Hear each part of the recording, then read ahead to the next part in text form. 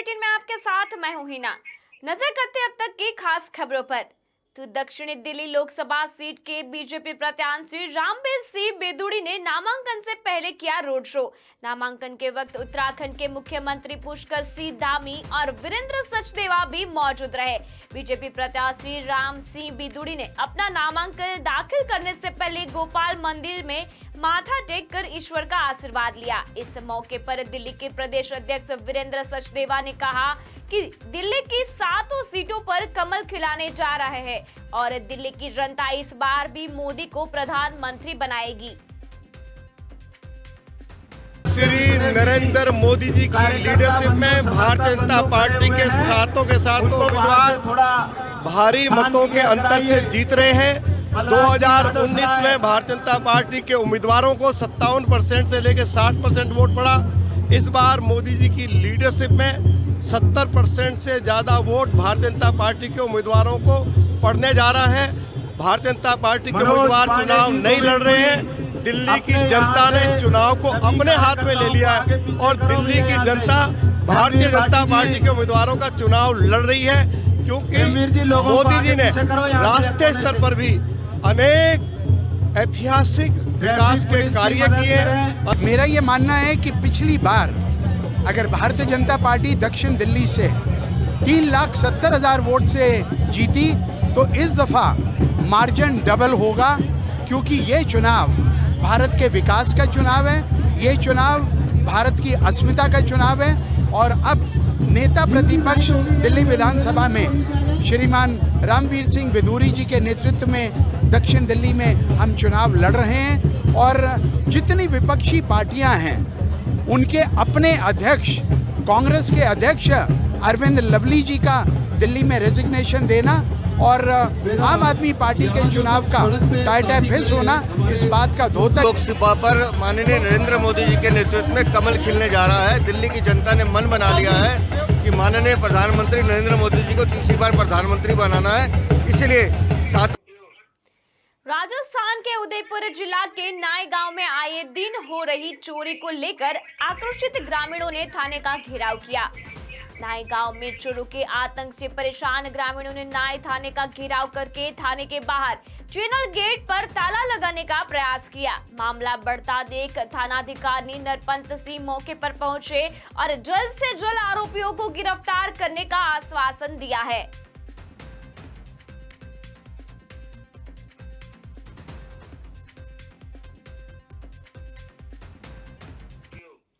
दिल्ली के नांगलोई थाना इलाके में नाबालिग लड़की के साथ दुष्कर्म की घटना सामने आई है। पुलिस द्वारा कोई कार्यवाही नहीं करने के बाद गुरुवार देर रात तक थाने के बाहर स्थानीय संगठनों ने जमकर हंगामा किया। 30 तारीख से 2 तारीख तक लड़की का कोई मेडिकल नहीं कराया गया। स्थानीय संगठन ने पुलिस पर दबाव बनाया, तब जाकर पुलिस लड़की को मेडिकल के लिए ले गई। हंगामा के बाद मौके पर पहुंचे आउटर जिले के आला अधिकारियों ने कार्रवाई का भरोसा दिया, जिसके बाद मामला शांत हुआ।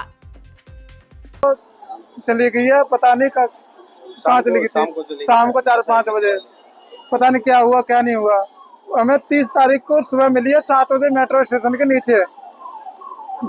उसने कुछ नहीं बताया कि मैं ऐसे घूम रही हूँ कुछ नहीं बताया। डरी हुई थी बहुत ज्यादा, कभी सर पकड़ रही है, कभी आंख बंद कर रही है, बेहोशी हो रही थी।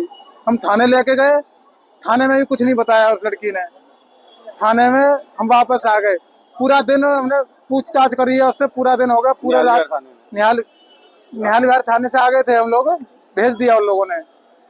उसके बाद हमने रात को 10-11-12 बजे करीब लड़की की माँ ने जब देखा ना उसका शरीर, तो पूरा खराब हो रखा था। फिर भी लड़की कुछ नहीं बोल रही है कि मेरा कुछ नहीं हुआ, मुझे कुछ नहीं पता, मुझे कुछ नहीं पता, मुझे कुछ, यही सब लफ्ज बोल रही है, मुझे नहीं पता। आपने संबंधित अधिकारियों को बताया कि इस तरह से एक 15 साल की बच्ची का रेप हुआ है और नांगलोई थाने में सभी लोगों को पहुंचने के लिए कहा गया। तो मैं जब नांगलोई थाने पहुंची तो उस वक्त तक बच्ची को मेडिकल के लिए ले जा चुके थे। तो मैं तुरंत संजय गांधी हॉस्पिटल पहुंची, क्योंकि बच्ची के साथ कोई भी नहीं था, बच्ची के साथ केवल उसकी माँ गई थी। मैं उसके साथ गई और उसकी वहां पर जब मैं पहुंची, बच्ची की माँ को बोला कि अपने कुछ और रिश्तेदारों को भी बुला लो। बच्चे का मेडिकल हो रहा था। संजय गांधी हॉस्पिटल में जो रेप पीड़ित बच्चियां आती हैं या रेप पीड़िता आती है, उसकी जांच जो है, उसका मेडिकल जो है नई बिल्डिंग के 4th फ्लोर पे गानाई सेक्शन में होता है। मैं सीधा वहां पर गई, वहां देखा बच्ची वहां पर नहीं थी। सबसे पूछा तो उन्होंने बोला कहाँ की बच्ची, छोटी बच्ची है, नांगलोई से आई है। पुलिस वाले थे, जब बताया उनको तो उन्होंने बोला वो तो इमरजेंसी में गए हैं। इमरजेंसी में किस लिए गए हैं? मैं भागी इमरजेंसी में गई। इमरजेंसी में देखा तो वहां पर वो सीएमओ साहब, मेडिकल ऑफिसर वगैरह जो भी स्टाफ था वहां, वो उस बच्ची के साथ थे, माँ थी उनकी, और 4 मेल कांस्टेबल थे और एक फीमेल कांस्टेबल थी। तो मैंने जब उनसे पूछा कि यहाँ पर किस लिए लेके आए हो बच्ची को, बच्ची का तो के साथ तो रेप हुआ है, इसकी जांच तो वहां होनी चाहिए। तो उन्होंने बोला कि नहीं कोई रेप नहीं हुआ। आप सुबह दोपहर में 12 बजे यहाँ आए थे हम लोग। उसके बाद एसएचओ साहब, एसीपी साहब ने कहा हम मेडिकल के लिए भेज रहे हैं। पहले तो मेडिकल के लिए भेज ही नहीं रहे थे। मेडिकल में जब गए हैं ये लोग तो वहाँ पर सारी चीज निराधार आई हुई है, जिसका कोई भी धार नहीं है। हमारी बहन वो भी गई थी साथ में। वहाँ पर पुलिस वाली जो लेडीज गई थी, आयु थी जो गंगा जी, उन्होंने काउंसलर रेनू सब इंस्पेक्टर थी, उन्होंने मिसबिहेव करा है लड़की की माँ के साथ और जो हमारी बहन गई थी उनके साथ, और कहती हैं कि ये लोग आए हैं, ये बिक गए हैं और यहाँ पर कुछ भी नहीं होने वाला। तुम्हें प्रशासन ने इस तरह से धमका रखा है लोगों की बेटी को। गुजरात के मेहसाणा के पास मीठा पालज रोड पर पैकेजिंग कंपनी में आग लगने की घटना सामने आई है। कंपनी में आग लगने की सूचना मिलते ही कंपनी के मालिक ने मेहसाणा म्युनिसिपल फायर और INGC फायर को सूचित किया। मौके पर दमकल की 3 गाड़ियों ने कड़ी मेहनत के बाद आग पर काबू पाया। इस घटना में किसी को हताहत होने की खबर नहीं मिली है।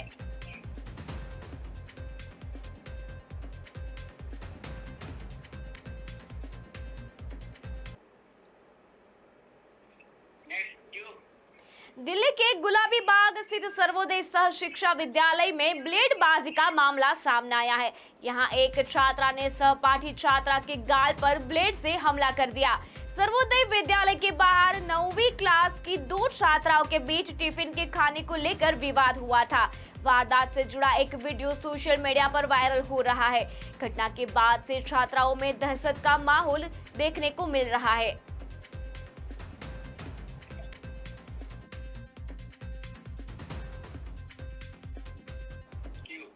आगे की खबर पर नजर करें तो लोकसभा चुनाव 2024 के चुनावी प्रक्रिया में यूपी की 4 विधानसभा सीटों में उपचुनाव होने वाले हैं। बहुजन समाज पार्टी ने इस बार विधानसभा के उपचुनाव में भी अपना प्रत्याशी उतारा है। आमतौर पर उपचुनाव से दूर रहने वाली बहुजन समाज पार्टी यह रणनीति लोगों के लिए चर्चा का विषय बनी हुई है। पॉलिटिकल पंडित उसको 2027 की रणनीति के तौर पर देख रहे हैं। लोकसभा चुनाव के साथ साथ 4 विधानसभा सीटों पर हो रहे उपचुनाव में से लखनऊ पूर्वी की सीट पर पार्टी ने अपना एक प्रत्याशी उतारा है। आलोक कुशवाहा बहुजन समाज पार्टी के कैडर के कार्यकर्ता है।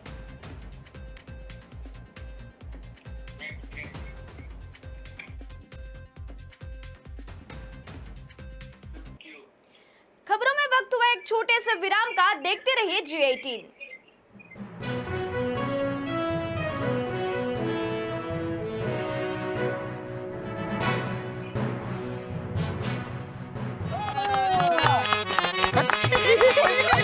कुमार बाबू ने फैक्ट्री डाली, फिर भरना चाहा दफ्तर खाली। इस वाले ने की है BA की पढ़ाई। अरे वाह, BA की पढ़ाई, इसको तो रख लेना चाहिए भाई। पर सर, ये पहलवान खड़क सिंह का पोता, इसको न रखना है मौत का न्योता। पर सर, फाइल के साथ मिठाई आई है, इसको तो रख ही लेना चाहिए। ये क्या है? फैक्ट्री बंद करने का नोटिस। क्या? पहले वाले ने BA की पढ़ाई को 5 साल पहले है पीठ दिखाई। दूसरा वाला पहलवान का पोता है और बात बात पर सब कुछ होता है। तीसरे वाले की मिठाई की दुकान है पर फैक्ट्री की तकनीक से बिल्कुल अनजान है। अब ऐसे में तो फैक्ट्री बंद होगी ही ना। तो अब क्या करें? फाइल में दी सभी कैंडिडेट की जानकारी पढ़े और जांच परख कर सही कैंडिडेट का चयन करें। वोटिंग की भी यही सच्चाई है। बिना देखे जात, धर्म, डर या प्रलोभन अपने कैंडिडेट का करे चयन। तो सबके बारे में विस्तार से पढ़ो, जांचो, परखो और फिर वोट करो। जागरूकता और नैतिकता से वोटिंग करने से कोई भी चूके ना।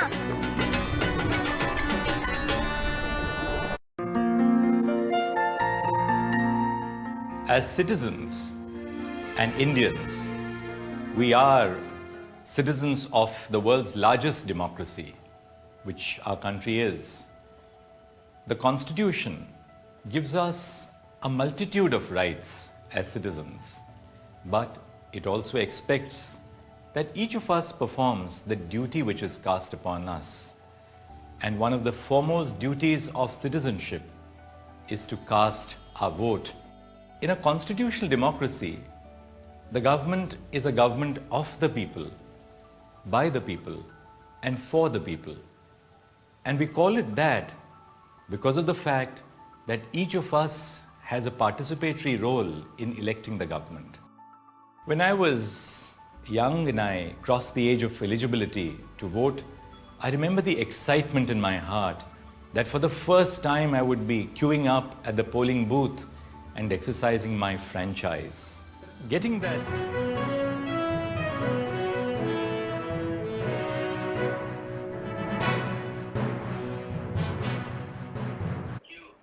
विराम बाद फिर से एक बार आपका स्वागत है G18 में। नजर करते हैं आगे की खबरों पर। तो देश में चल रहे लोकसभा चुनाव के तीसरे चरण के मतदान से पहले यानी कि 5 मई को पीएम मोदी अयोध्या जाएंगे। रविवार को पीएम मोदी अयोध्या जाकर रामलला का दर्शन और पूजन करेंगे। पीएम मोदी शाम को करीब 7 बजे रामलला के दर्शन करेंगे और इसके बाद वह अयोध्या में रोड शो भी करेंगे। पीएम मोदी कल कानपुर और रविवार को अयोध्या में होंगे।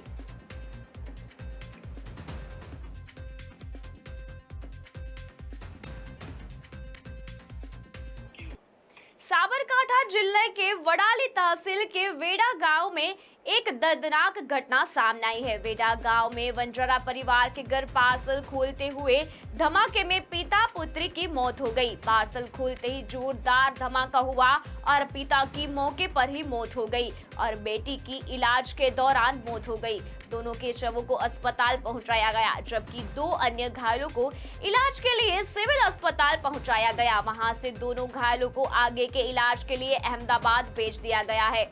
घायलों की आंख और सीने में चोट आई है। घटना में नया मोड़ आ गया है, जिसमें यह खुलासा होते ही पुलिस ने कार्रवाई करते हुए प्रेमिका के पति जयंती वंजारा को गिरफ्तार कर लिया है। प्रेम संबंध में यह धमाका प्रेमिका के पति ने ही करवाया था।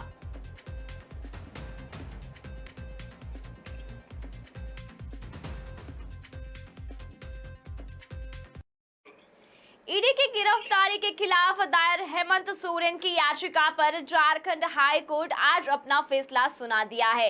कोर्ट ने पूर्व सीएम की याचिका खारिज कर दी है। ईडी ने हेमंत सोरेन को 31 जनवरी को गिरफ्तार किया था। इसे अवैध बताते हुए हेमंत सोरेन ने हाई कोर्ट में याचिका दाखिल की थी। जमानत पर कल सुनवाई होगी।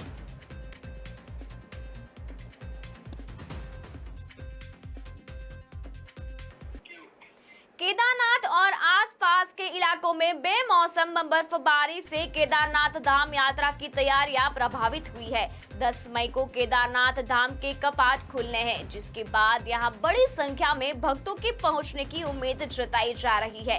इस वजह से प्रशासन भी तेजी से यात्रा की तैयारी में जुट गया है। हालांकि हाल फिलहाल में रुक रुक कर हो रही बर्फबारी ने प्रशासन की परेशानियां बढ़ा दी है।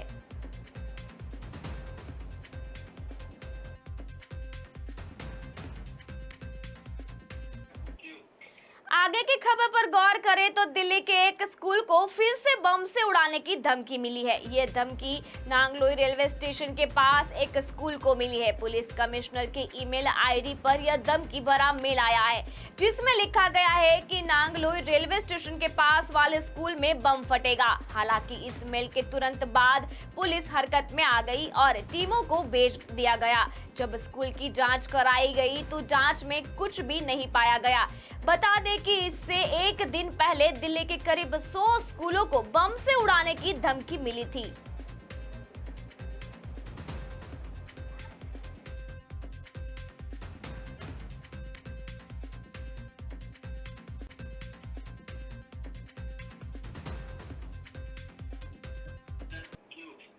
फिलहाल खबरों में बस इतना ही। आगे देश और दुनिया की तमाम खबरें देखने के लिए जुड़े रहिए G18 के साथ। नमस्कार।